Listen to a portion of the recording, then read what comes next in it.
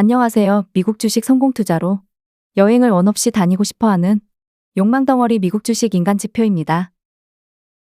이번 영상은 약간 추세에 관한 공부를 겸해서 만들어 보았습니다. QQQ ETF 주봉입니다. 다들 정배열, 역배열 정도는 아실 거라고 봅니다. 모든 이동평균선이 순차적으로 상승할 때는 정배열이라고 하고 반대로 이동평균선이 하락할 때를 역배열이라고 합니다. 보통 미국 주식은 정배열이 역배열보다 기간이 길기 때문에 단기적인 인버스 전략은 모르겠으나 장기적인 인버스 투자보다는 당연히 롱 투자가 합리적입니다. 그리고 나서 정배열이고 역배열이고 그 배열이 끝나는 마무리 방식에 대한 공부도 있어야겠습니다. 그 전에 앞서서 정배열일 때 눌림과 조정 하락으로 가는 패턴을 공부해 보겠습니다. 여기서 제가 임의적으로 구간을 정했습니다. 41 이평선 위에서 캔들이 멈출 때는 눌림, 40에서 121 이평선 사이까지 오면 조정, 121 이평선 깨고 캔들이 완벽히 내려오면 하락, 그리고 눌림의 기준을 스토캐스틱 파동으로 정하면 소파동이 바닥권까지 와야 되고 중파동도 어느 정도 과매수권에서 반 정도 내려와 주는 게 좋다. 이런 조건식을 만들어서 정배열 상태에서 눌림을 받을 때 이런 차트만 찾으러 다녀도 좋죠. 다만 더 상위 차트 일명 일봉을 기준으로 눌림을 잡을 때 주봉에서도 이 상품의 차트가 정배열인지 체크하는 것도 매우 중요합니다.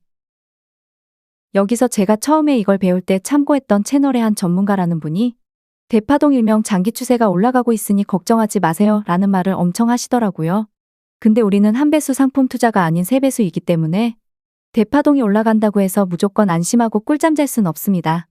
올라가는 대파동을 혹은 이미 올라가 있는 대파동이 내려올 수 있는 패턴을 미리 어느 정도 공부해두고 머릿속에 숙지하고 있어야 물량 조절을 미리 하고선 아래에서 다시 매수할 기회를 엿볼 수 있는 거죠. 대파동이 내려오는 가장 나쁜 패턴은 중파동의 고점을 낮추는 쌍봉이라든지 소파동에서 계속 고점을 낮추는 봉우리가 나오면 됩니다. 주봉상 현재는 대파동이 이제 올라가는 추세이기 때문에 최소한 소파동에 한 차례 더 추가 반등 이후에 내려온다고 보는 입장이기에 아직은 조정장 시작은 조금 더 시간이 걸릴 거라고 보고 있습니다. 세배수 투자자라면 사실 주봉은 크게 의미가 없습니다.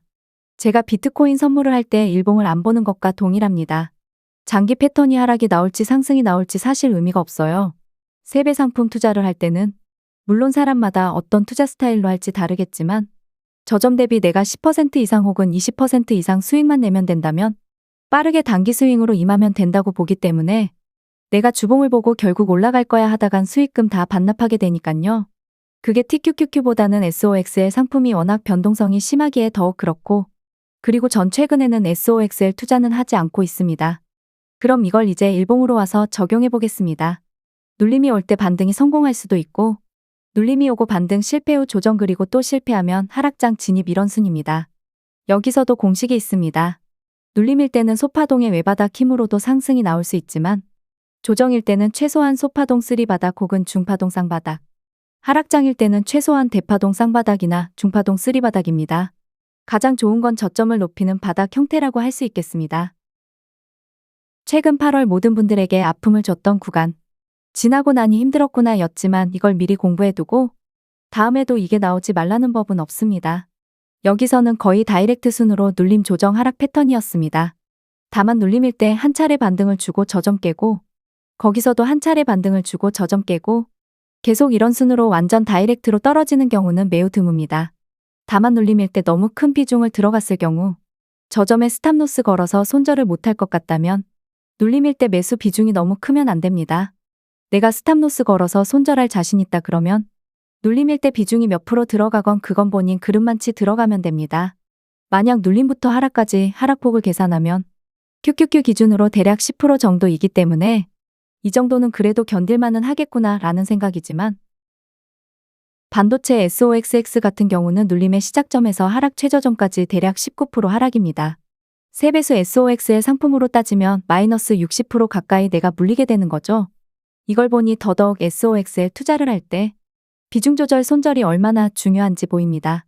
다만 가장 중요한 건 내가 욕심을 제어하고 눌림일 때 너무 큰 비중을 안 들어가면 충분히 다이렉트 하락장 진입이 된다 하더라도 빠져나올 수 있는 방식은 만들 수 있습니다.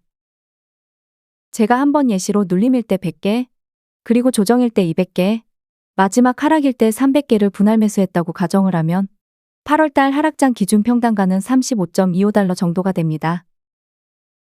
물론 결과론적인 액이지만 탈출이 가능했고 수익도 어느 정도 챙겼겠죠. 근데 만약 눌림 이후 반등 때 그냥 손절을 하고 80에서 120 이평선 부근부터 분할 매수를 했더라면 어떠한 결과가 나왔을지도 미리 공부해 두시면 좋겠죠. 첫 번째 눌림일 때 손절을 했다 가정하고, 두 번째 조정 바닥일 때 200개 들어가고, 세 번째 하락일 때 400개 들어가면 평단가는 31.33달러가 되고 수량은 첫 번째 손절하지 않고 분할 매수한 것과 동일하게 설정했습니다. 수익률이 대충 계산해도 10% 이상입니다. 내가 처음에 대충 하나로 예시를 들어서 눌림일 때 100만 원 들어갔는데 이게 반등에 실패하고 저점을 깨고 내려올 때 손절을 하면 손실액은 그리 크지 않게 됩니다. 이런 건 저도 마찬가지지만 아무리 공부를 해도 머릿속으로 알고 있다고 할지라도 내가 실전에서 실제로 손해를 입게 되면 감정을 컨트롤하기 쉽지 않습니다. 손절할 수 있는 그릇을 키우고 비중을 세게 들어갈 수 있으려면 소액으로 많이 매매를 해보시는 게 가장 좋습니다. 다시 현재로 돌아와서 QQQ 일봉 차트입니다. 소파동이 바닥권까지 왔고 중파동도 내려왔기 때문에 눌림 매수로 보고 매수 들어갔습니다. 물론 이때 저는 SOXL 투자를 했죠. 한 차례 저점 깨면서 겁을 줬다가 아래 꼬리 달고 올렸습니다. 이때 저도 털리고 장후에 SOXL 말고 MVDL 들어갔습니다. 여기서 이제 나올 수 있는 패턴이 계속 상승 흐름을 타던가 아니면 눌림 매수 저점을 깨면서 120 이평선 부근까지 미는 거겠죠. 그럼 내가 여기서 추가 매수를 굳이 받을 필요는 없습니다. 우리가 왜 이상한 위치에서 매수해놓고선 불안해할까요? 기다리기 힘들어서입니다. 저도 마찬가지입니다.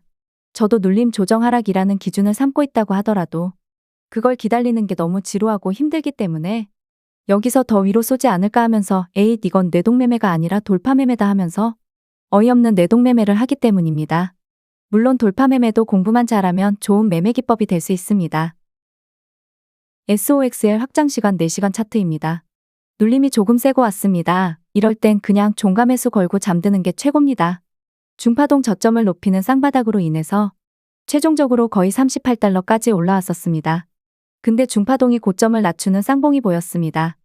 하필 이걸 장마감 이후에 완성시키는 세력 쓰레기들입니다. 그리고 현재 모든 이평선 아래로 캔들이 완전 내려와 버렸기에 이걸 단기간에 뚫고 올라가려면 예상치 못한 엄청난 호재가 나와야 하는데 과연 SOXX 구성 종목 기업들에게 그런 호재가 있을진 모르겠습니다. 개별주라면 단기적인 큰 호재로 인해서 한 번에 뚫고 올라갈 수도 있겠으나 ETF 같은 섹터는 그게 쉽지 않습니다. 여러 기업들이 섞여 있기 때문이죠. 엔비디아 일봉 차트입니다. 소파동이 하루 혹은 이틀쯤이면 바닥권에 진입하겠습니다. 눌림 매수 자리라고 알려주고 있습니다.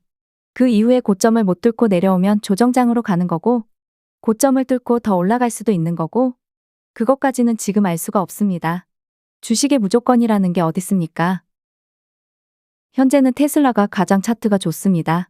소파동이 이제 내려오는데 중파동은 아직도 올라가고 있습니다. 일봉상 21이평선까지 당장에 눌리는 것도 쉽지 않습니다.